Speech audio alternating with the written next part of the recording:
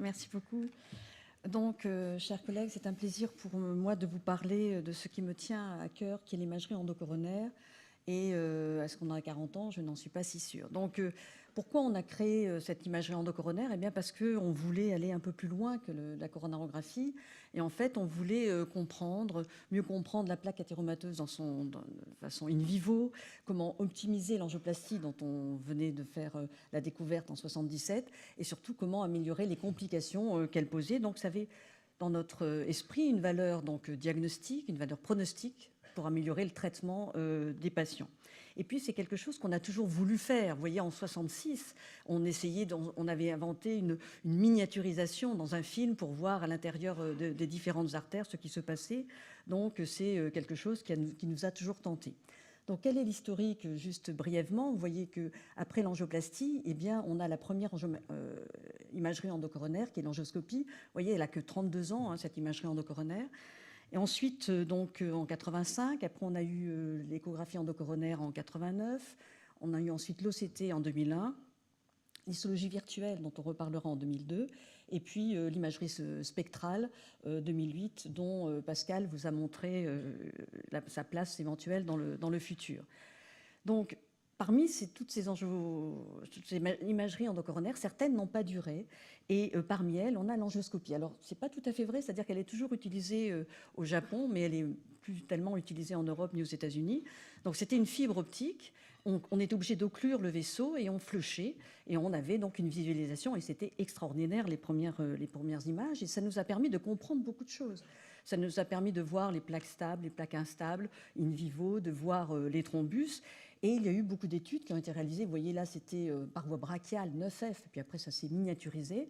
Et je ne peux pas résister à l'intérêt de vous montrer deux études françaises. Donc la première par Hélène et Janinoff, l'équipe de Rouen, qui avait randomisé rotablator versus ballon, plus ballon versus ballon seul, en s'aidant de l'angioscopie. Et vous voyez qu'ils ont montré qu'il y avait moins de dissection quand on faisait le rotablator que le ballon seul, mais il n'y avait pas d'évolution au niveau du futur, mais bien sûr, il n'y avait que 50 patients, c'était les premières études.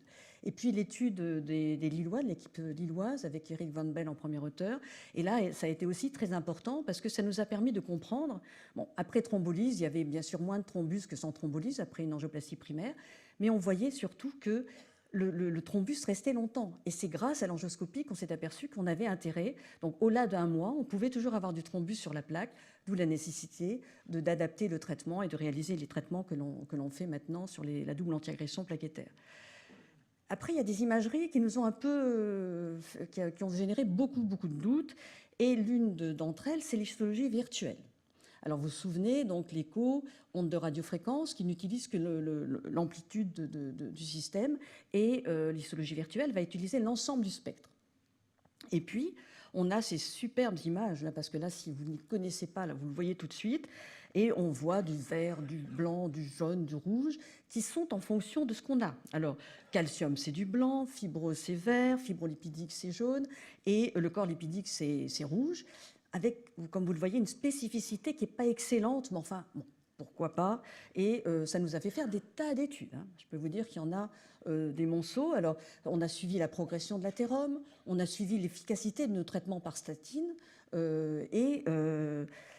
voilà. Mais le problème, et là vous voyez, quand on voit toutes ces études, sous statine, diminution du volume de la plaque. Donc fabuleux, bravo, extraordinaire. Le problème, c'est qu'il y a des petits soucis. C'est-à-dire que selon la façon dont vous faites la lumière de votre vaisseau, vous augmentez le volume de la plaque sur un même vaisseau, sur une même écho. Et là, pour une étude randomisée à multicentrique, ce n'est pas fabuleux. D'autre part, vous pouvez aussi, selon la façon dont vous mettez toujours le cercle central, vous allez avoir une plaque qui est simplement stable en une plaque qui est instable. Donc là encore, très ennuyeux sur des études multicentriques avec des personnes différentes qui vont interpréter. Et puis, extraordinaire, ça c'est vraiment une imagerie fabuleuse, parce que là, dans cette imagerie, l'onde de radiofréquence franchit le calcium. Et on vous donne des informations derrière le calcium, donc fabuleux. Le thrombus, manque de peau, il ne sait pas trop ce que c'est, il dit que c'est de la fibrose. Et puis ensuite, le stent, ça vous posez un stent, et immédiatement après, vous avez des corps nécrotiques. Donc voilà, donc on peut toujours avoir des petits problèmes, des petits doutes. Et donc si on peut, j'aime beaucoup cette comparaison qu'ont fait Pascal Motreff et Gérard Finet. Si vous voyez par exemple la Joconde, l'IVUS vous la montrera, l'échographie endocoronaire vous la montrera un peu floue, mais l'histologie virtuelle vous présentera un tout autre discours. Donc voilà. Après, le futur. Alors le futur, Pascal en a parlé, c'est très probablement l'imagerie spectrale à base d'ondes proches de l'infrarouge. Donc vous voyez 1000 à 2400 nanomètres, avec une pénétration qui est faible, hein, c'est un peu comme l'OCT. Et par contre, à l'inverse de ce que je viens de vous montrer, la spécificité dans la détection des corps lipidiques est de 98%. Donc on n'est plus du tout dans les 80% de tout à l'heure. Le problème, c'est que cette technique n'a aucune résolution spatiale et elle doit être couplée à l'écho. Et donc, voici ce que ça donne avec ces images. Donc, il y a beaucoup d'études qui sont en cours et qui vont pouvoir mettre en place la vision des plaques vulnérables et puis peut-être valeur pronostique pour diminuer le noriflow. Les incontournables, j'arrive enfin, c'est donc nos deux, l'IVUS et l'OCT. Vous voyez donc bien sûr la résolution spatiale n'est pas la même, hein. On a 120 à 80 microns ou bien 10 à 20 microns. Avant l'OCT nécessitait une occlusion, maintenant vous le savez, c'est plus la peine et on a une acquisition qui est fabuleuse. Alors, la pénétration, par contre, la surface analysée n'est pas du tout la même. C'est-à-dire qu'en écho, vous avez une large surface d'analyse. À l'OCT, vous avez une plus petite, parce que la pénétration est moindre, et vous avez donc ces différents éléments dont il faut tenir compte. Alors, il y a de nombreuses publications, beaucoup plus, bien sûr, dans l'IVUS, qui est plus ancienne, mais certains de Clermont-Ferrand nous ont expliqué que l'IVUS était la grand-mère de l'OCT. À 11 ans de différence, je pense qu'à Clermont, 3 générations, il doit y avoir de la génération spontanée. Donc je pense qu'on ne peut pas parler tellement de grand-mère, je pense qu'il y a différentes études. Alors, dans le LIVUS, on a eu plusieurs études randomisées qui ont montré, et comme vous le voyez sur cette méta-analyse, un gain de mortalité. On a aussi une diminution du taux d'infarctus.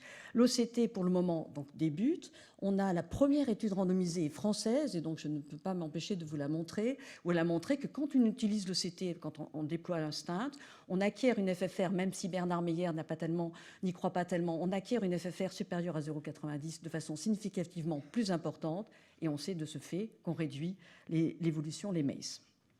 Alors, si on résume, entre les deux, vous voyez que ce qu'on voulait au départ, l'information sur la plaque athéromateuse, ces deux techniques vous la donnent.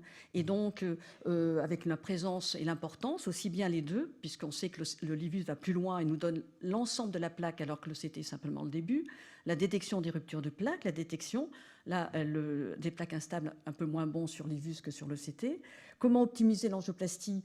On a vu qu'on est capable de faire tout sans imagerie endocoronaire, mais peut-être que certaines, notamment le stent du tronc, on sait que ça entraîne une amélioration de la mortalité quand on l'utilise, même chez Saint-Jean-de-Parc, qui a une grosse habitude, et puis mieux comprendre les complications de l'ATC.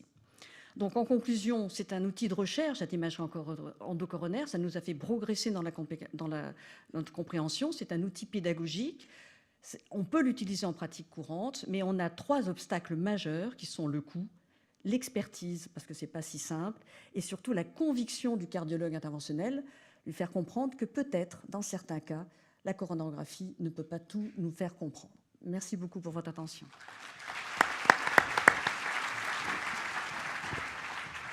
Merci beaucoup Martine pour cette très élégante présentation. Des questions, des remarques? Ce que j'ai apprécié dans ta conclusion, c'est les vertus pédagogiques de cette imagerie endocoronaire. On en parlait hier. C'est ce qui pose problème quand on fait des études randomisées dans des équipes qui ont l'expertise et la culture de l'imagerie. C'est que j'ai le sentiment que plus on fait de cette imagerie endocoronaire, moins on a besoin d'en faire en dehors des situations compliquées ou des ambiguïtés. Est-ce que tu n'as pas le sentiment que ça bouleverse les pratiques, y compris sans en faire? Exactement. Je pense qu'on a appris beaucoup de choses. On a appris d'abord comment était une plaque instable. On a appris, et surtout, on a appris à dilater probablement un peu plus gros. Alors, je sais que certains sont contre. On dit qu'il y a eu des accidents. Mais si on fait de l'écho endocoronaire, on peut sizer et on peut avoir... donc, on a tendance à mettre des stents un peu plus grands qu'on ne le faisait au départ. Donc, ça, je pense que c'est un premier point. Et c'est vrai qu'on n'a peut-être pas besoin de le faire tout le temps. On a appris du tronc commun qu'il fallait mettre des stents beaucoup plus gros qu'on ne le faisait au départ. Et les resténoses dans le tronc commun ont énormément diminué grâce à l'écho.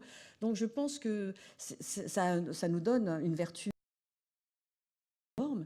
Mais ce qu'il faut savoir, c'est que, à moins que vous soyez super crack, mais on a des fois des imageries douteuses à la coro. On ne sait pas trop ce qu'on voit.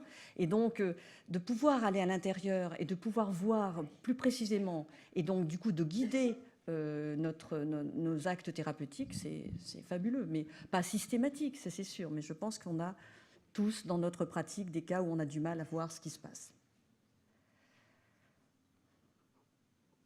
D'autres questions? Bien, merci beaucoup.